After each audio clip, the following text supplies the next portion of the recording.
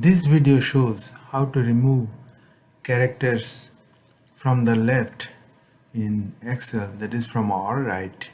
in Excel. So here are names with PhDs,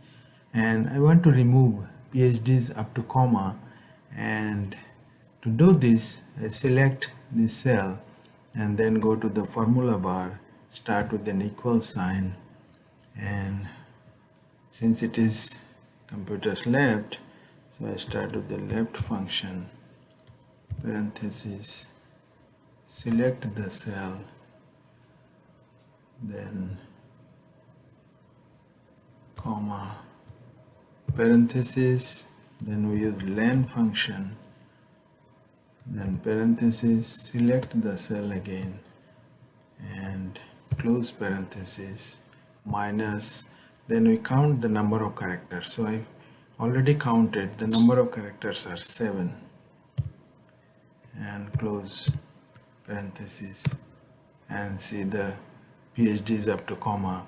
are removed. So if you have a large number of data set but with equal number of characters on the left side, then we can just drag it down and we have all the clear names without the PhD. Thank you for watching, and if you like the video, please subscribe